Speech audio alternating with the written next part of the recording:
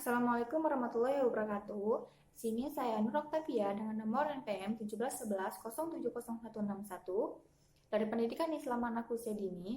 Di sini saya ingin mempresentasikan hasil makalah yang ditujukan untuk memenuhi tugas ujian komprehensif di bidang wawasan kependidikan dengan materi Sistem Pendidikan Islam dan Sistem Pendidikan Nasional.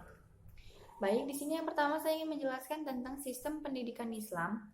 Sistem pendidikan Islam diambil dari dua pengertian, yaitu sistem dan juga pendidikan Islam. Sistem sendiri merupakan suatu keseluruhan dari bagian-bagian yang bekerja sendiri-sendiri atau bekerja bersama-sama untuk mencapai hasil atau tujuan yang diinginkan berdasarkan dari kebutuhan. Sedangkan pendidikan Islam menurut Dr. Ahmad Tafsir mendefinisikan bahwa bimbingan yang diberikan oleh seseorang kepada seseorang agar ia berkembang secara maksimal dengan ajaran Islam. Nah, dari dua pengertian tersebut, maka dapat kita ambil kesimpulan bahwa sistem pendidikan Islam adalah keseluruhan dari bagian-bagian yang saling bekerja sama atau unsur-unsur yang disusun secara teratur dan saling berkaitan dalam rangka membentuk manusia yang berkepribadian muslim yang berdasarkan nilai-nilai ajaran agama Islam yang berdasar dari Al-Quran dan juga As-Sunnah. Selanjutnya, pengertian dari sistem pendidikan nasional. Sistem pendidikan nasional sebagaimana yang dikehendaki oleh Undang-Undang 1945 adalah suatu sistem integrasi antara pendidikan dan pengajaran pada sekolah modern. Model pemerintahan kolonial dan sistem pendidikan Islam yang masih bersorak tradisional. Kemudian dasar pendidikan Islam. Dasar pendidikan Islam menurut Said Ismail Ali sebagaimana yang dikutip oleh Langgulung, yaitu yang pertama Al-Quran, yang kedua Sunnah, yang ketiga Qaul al-Sahabat, yang keempat Musalib al-Mursalah, selanjutnya Urf, dan yang terakhir pemikiran hasil ijtihad intelektual muslim. Kemudian tujuan pendidikan Islam. Muhammad Fadil Jamal mengemukakan tujuan pendidikan Islam menurut Al-Quran yaitu menjelaskan posisi peserta didik sebagai manusia di antara makhluk Allah lainnya dan bertanggung jawab dalam kehidupan ini. Yang kedua, menjelaskan hubungannya sebagai makhluk sosial dan tanggung jawabnya dalam tatanan kehidupan masyarakat. Yang ketiga, menjelaskan hubungan manusia dengan alam dan tugasnya untuk mengetahui hikmah penciptaan dan cara memakmurkan alam semesta. Yang terakhir, menjelaskan hubungannya dengan Kholik sebagai pencipta alam semesta.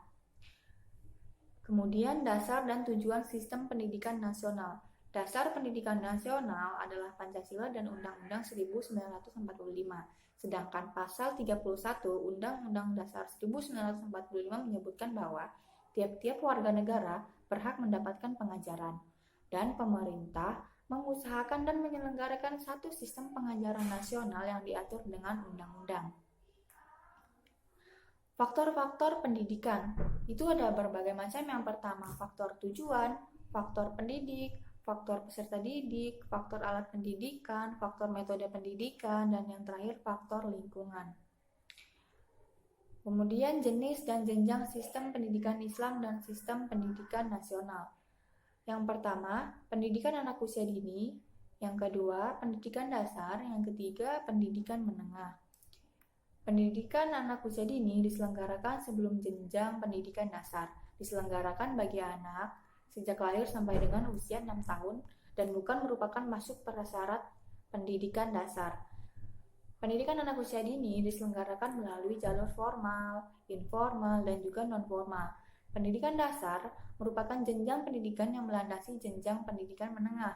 Pendidikan dasar berbentuk sekolah dasar dan juga madrasah ibtidaiyah dan bentuk lain yang sederajat serta sekolah SMP dan MTS yang sederajat.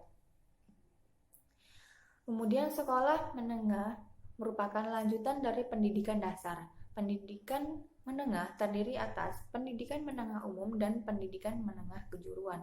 Pendidikan menengah berbentuk sekolah menengah atas atau SMA, pendidikan aliyah atau MA, sekolah menengah kejuruan atau SMK, atau bentuk lain yang sederajat. Di sini saya membacakan surah yang berhubungan dengan pendidikan Islam yang terdapat dalam Quran Surat Luqman ayat 15 yang berbunyi, Bismillahirrahmanirrahim, Wa in jahadaka ala an tusyrika bima laisa laka bihi ilmun fala tuti'hum wa sahibuhuma fid dunya ma'rufa wattabi' sabila man anaba ilai summa ilayya marji'ukum fa unabbi'ukum bima kuntum ta'malun.